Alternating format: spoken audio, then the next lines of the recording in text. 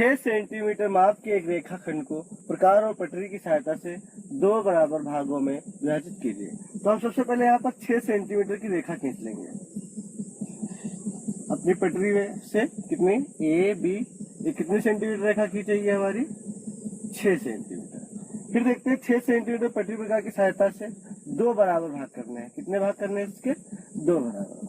तो वो भी किसकी सहायता? प्रकार और पटरी की सहायता से। तो प्रकार और पटरी की सहायता से हम क्या करेंगे, किसी को चाहे ए को केंद्र मान ले या बी को केंद्र मान ले। मान लो बी को केंद्र मानकर हमें यहाँ पर प्रकार से आधे से ज्यादा दूरी लेनी है। ये मतलब ये जो 6 सेंटीमीटर दूरी है, आधे से ज्यादा दूरी की चाप लगाना है। आधे से ज्यादा दूरी का एक चाप लगाना है। और जो जितना चाप लगा दिया उतना ही चाप इधर से भी भरा। पहले बी को केंद्र माना, फिर अब ए को केंद्र मान ले और जो चाप भरा था उससे दोबारा ऐसे चाप लगा दे। ये जो चाप जहाँ पर कटे इनको आपस में मिला दे।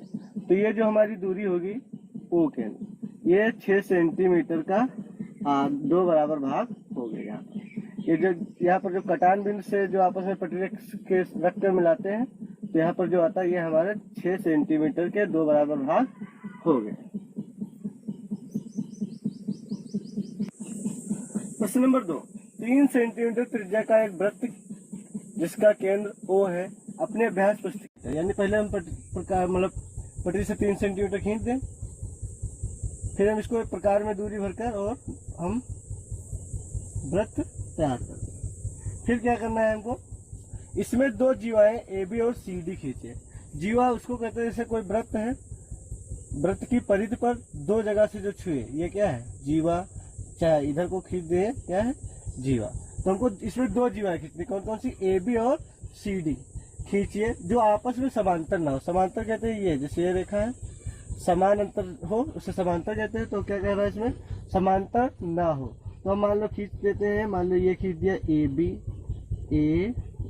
बी और एक सी डी खींचना है तो ये इधर को खींच दे मान लो, क्योंकि समांतर नहीं, ये असमांतर रेखा है। देखो ये क्या कैसे है? असमांतर, और ये क्या है? समांतर।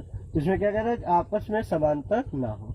तो हमारी एक ए बी और सी डी, इन जीवाओं के लंब समद्विभाजक कीजिए। लंब समद्विभाजक मतलब समान दो बराबर भाग करना है और लंब खींचना है यानी 90 अंश। तो इसके हम ए बी के दोनों की खींचने पहले, तो इसका खींचेंगे तो प्रक्रिया होती है बी को केंद्र मानकर आधे से ज्यादा चाप लगाए, फिर वही चाप ए से केंद्र मानकर चाप लगा दे। ये हमारा ये जो पॉइंट 2 बना देंगे तो ये क्या हो जाएगा? हमारा समद्विभाजक हो जाएगा। और फिर लंब के लिए हम यहाँ पर 90 अंश का कोण बना देंगे और ये बढ़ा देंगे। इसी प्रकार हम यहाँ पर भी करेंगे। सी को केंद्र मान ले, डी को केंद्र मान ले, किसी को भी केंद्र मान ले। मान लो पहले डी को मान लिया तो सी का एक चाप लगा दें इधर, और जब सी को केंद्र मान लेंगे तो ये डी का, ये जो पॉइंट काटेंगे ये समद्विभाजक होगा। फिर इसको 90 अंश बना दें तो ये हमारा कहाँ पर मिलेगा? केंद्र ओ पर मिलेगा। ठीक, पूछ रहा है समद्विभाजक, ये दोनों समद्विभाजक किस बिंदु पर मिलते हैं? इसका समद्विभाजक और इसका समद्विभाजक किस बिंदु पर मिलते हैं? ओ, यानी केंद्र पर मिलते हैं। प्रश्न नंबर 3, 8 सेंटीमीटर माप के रेखाखंड को 4 बराबर भागों में बांटिए। तो सबसे पहले तो हम पटरी प्रकार की सहायता से 8 सेंटीमीटर की रेखा खींच देंगे ए बी। 8 सेंटीमीटर माप के रेखाखंड खींचे। अब कितने बराबर भाग करने हैं? 4। तो क्या करते हैं, ए को एक न्यून कोण बना दे। न्यून कोण मतलब 90 अंश से कम। ये हमारा न्यून कोण तैयार हो गया। अब देखते हैं कितने बराबर भाग करने हैं? 4। तो 4 बराबर भाग करने हैं तो किसी भी नाप के, ये जो न्यून कोण रेखा खींची गई, किसी भी नाप के 4 चाप लगा दें। 1 2, किसी भी नाप के समान, किसी भी नाप के समान 4 चाप लगा दें। 1 2 3 4, M1 M2 M3 M4, 4 चाप लगा दें। फिर करेंगे जो लास्ट चाप है उसको लास्ट बिंदु से मिला दें बी। अब क्या करते हैं, इसके समांतर M3 से रेखा खींच दें। ठीक, M2 से रेखा खींच दें, M1 से रेखा खींच दें। ये हमारे AB के 4 बराबर भाग हो गए। पहला भाग ये वाला, दूसरा, तीसरा, फिर चौथा। आप सेट स्क्वायर की मदद से मतलब समांतर रेखाएं खींच लेंगे। देखिए क्या करेंगे, एक को न्यून कोण बनाएंगे, फिर 4 समान चाप लगा दें। कोई नाप नहीं लेनी है, बस 4 चाप लगा दें, लास्ट को लास्ट में मिला दें, फिर इसके समांतर रेखाएं खींच दें, हमारे 4 बराबर भाग हो जाएंगे। प्रश्न नंबर 4, प्रकार की सहायता से 4 सेंटीमीटर त्रिज्या का एक वृत्त खींचिए। तो पहले तो हम 4 सेंटीमीटर त्रिज्या यानी 4 सेंटीमीटर नाप लेंगे और फिर इसका एक वृत्त खींच देंगे। 4 सेंटीमीटर त्रिज्या का एक वृत्त खींचिए। वृत्त के केंद्र से जीवा के मध्य बिंदु की दूरी, वृत्त पर एक जीवा खींचे। पहले होते एक जीवा खींचना, तो जीवा मान लो हम खींच देते हैं, कहीं भी खींच दें। ये जीवा खींच दी हमने ए बी। वृत्त के केंद्र से जीवा के मध्य बिंदु की दूरी माप कर ज्ञात कीजिए। तो इस जीवा के मध्य बिंदु की दूरी नापना है हमको। तो पहले तो इसको मध्य बिंदु ज्ञात करने के लिए अर्धक कर दें। अर्धक करने का तरीका वही, आधे से ज्यादा दूरी लेकर चाप लगा दें, फिर वही चाप इधर से कर दें। ये हमारा ठीक। तो ये हमको दूरी नाप कर लिखना है।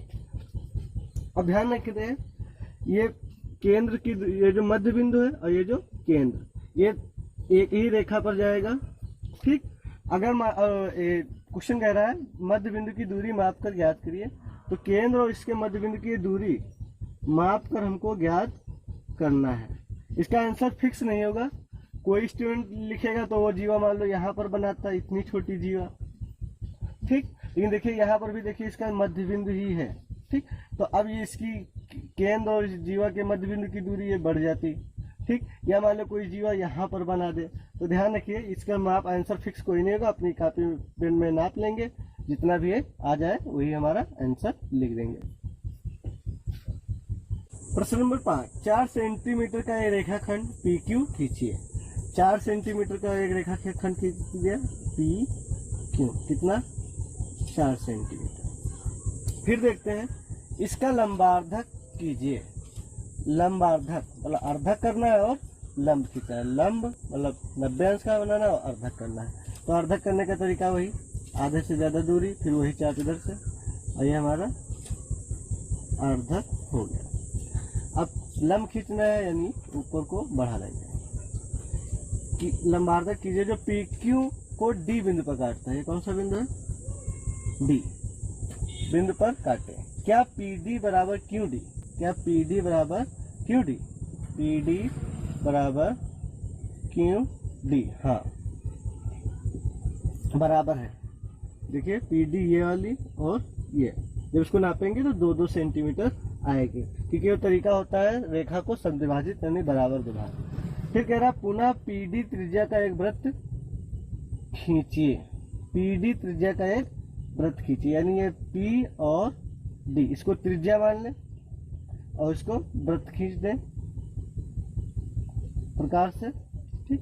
फिर कह रहा है पी डी त्रिज्या का एक वृत्त खींचिए और देखिए क्या यह वृत्त पी और क्यू से होकर जा रहा है? पी और क्यू से होकर जा रहा है, हाँ होकर जा रहा है। क्योंकि देखिए 2 सेंटीमीटर है, 2 सेंटीमीटर जब चाप भरेंगे तो 2 सेंटीमीटर ये 2 सेंटीमीटर, यानी पी और क्यू बिंदु से ही होकर जाएगा। प्रश्न नंबर 6, 6.4 सेंटीमीटर लंबाई का एक रेखाखंड ए बी खींचकर, यानी 6 सेंटीमीटर लंबाई का एक रेखाखंड ए बी खींचकर उसका सममित अक्ष खींचे। अब सममित अक्ष देखिए होता क्या है? सम मीन्स बराबर, मित मीन्स मतलब शेप आकृत, सम आकृत बराबर आकृत, ओ रेखा अक्ष मतलब अक्ष में होता रेखा, ओ रेखा जो किसी भी चित्र को 2 बराबर भागों में बांट दे उसे कहते हैं सममित अक्ष। एग्जाम्पल स्वरूप मान लेते हैं ये त्रिभुज है। ठीक। तो इसमें कौन सी एक रेखा मतलब सममित अक्ष खींचना है मान लो इसका, तो हम ये रेखा जो है सममित अक्ष होगी, जो फिगर को 2 बराबर भागों में बांट देती है। तो हम इसका सममित अक्ष हो जाएगा बिल्कुल 6.4 है, यानी 3.2 नाप देंगे और इसको सममित अक्ष खींच लेंगे। ये हमारा सममित अक्ष तैयार हो गया। अभ्यास 4A द एंड। दोस्तों, अगर आपने हमारे चैनल को अभी तक सब्सक्राइब नहीं किया है तो प्लीज़ सब्सक्राइब कर दें। सब्सक्राइब करने के लिए आपका बहुत बहुत धन्यवाद।